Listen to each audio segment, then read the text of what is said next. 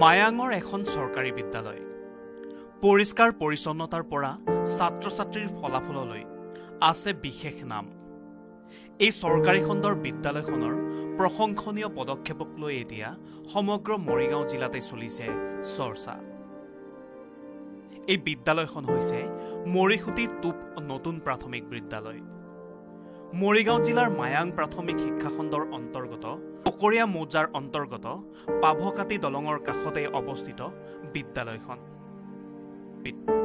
এই বিদ্যালয়খন চালেই অনুমান কৰিব পাৰি যে শিক্ষকগৰাকী ছাত্ৰ-ছাত্ৰী আৰু বিদ্যালয়খনৰ প্ৰতি কিমান দায়বদ্ধ আৰু আন্তৰিকতাৰে কাম কৰি আছে। বিদ্যালয়খনৰ চাৰিওফালে এক নান্দনিক পৰিৱেশ। পৰিষ্কাৰ পৰিচ্ছন্নতাৰ পৰা বিদ্যালয়ৰ ছাত্ৰ-ছাত্ৰীৰ ফলাফললৈকে সকলোতে নাম আছে বিদ্যালয়খনৰ। গুণোৎসৱত এ গ্ৰেড পোৱা বিদ্যালয়খনৰ ছাত্ৰ-ছাত্ৰীয়ে প্ৰতি বছৰে লাভ কৰে বৃত্তি।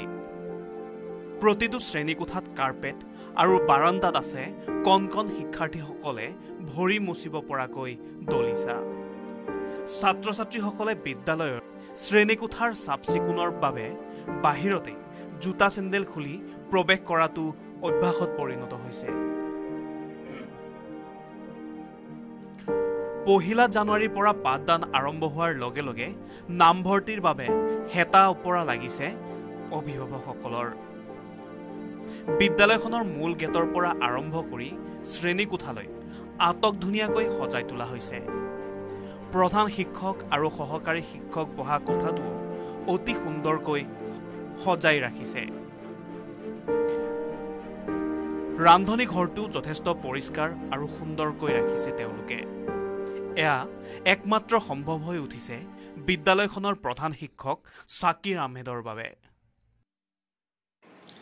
মায়াং শিক্ষাখণ্ডৰ অন্তৰ্গত আমাৰ মৰিচুটি প্ৰাথমিক বিদ্যালয়খন অতি দুৰ্গম অঞ্চল আৰু বানাক্ৰান্ত এলেকাত অৱস্থিত। বিদ্যালয়খনত বহু সমস্যা আৰু সমস্যাৰে জৰ্জৰিত যদিও সমস্যাৰ মাজেৰেই আমি বিদ্যালয়খন চলাই লৈ গৈ আছোঁ যদিও বৰ্তমানৰ জিলা আয়ুক্ত মহোদয়, জিলা শিক্ষা বিষয়া মহোদয়, খণ্ড শিক্ষা বিষয়া মহোদয়ৰ ওপৰত সম্পূৰ্ণ আস্থা আৰু ভৰসা আছে। আমাৰ শিশুৰ এটা সুস্থ পৰিৱেশ হ'লেহে বিদ্যালয় এখন ভাল হয় বুলি মোৰ এটা ধাৰণা। কাৰণ শিশুৱে যিটো ঘৰৰ পৰিৱেশৰ পৰা আহে, শিশুৰ মনটো ইয়াতে যদি স্কুলখনৰ বিদ্যালয়খনত যদি তাৰ মনটো ভাল লাগে তেতিয়াহ'লে শিশু শিক্ষাৰ ক্ষেত্ৰত আগভাগ ল'ব।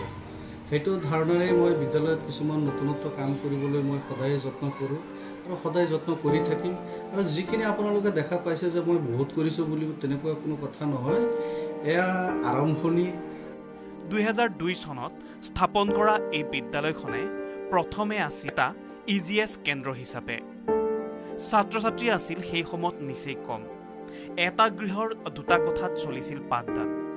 2017 চনত ছাকিৰ আহমেদে প্ৰধান শিক্ষকৰ দায়িত্ব লাভ কৰে। তাৰ পাছতেই আহিল বিদ্যালয়খনলৈ এক অভূতপূৰ্ব পৰিৱৰ্তন। শেহতীয়াকৈ শিক্ষা বিভাগৰ পৰা নিৰ্মাণ কৰা হৈছে আন এটা বিল্ডিং। বিদ্যালয়খনত 511 জন ছাত্ৰ-ছাত্ৰীৰ লগতে শিক্ষক-শিক্ষয়িত্ৰী 6 জনৰ লগতে আৰু 2 জনক নিয়োগ কৰা হৈছে। মৰিগাঁৱৰ পৰা চন্দন হীৰাৰ ৰিপৰ্ট, লোকেল 18।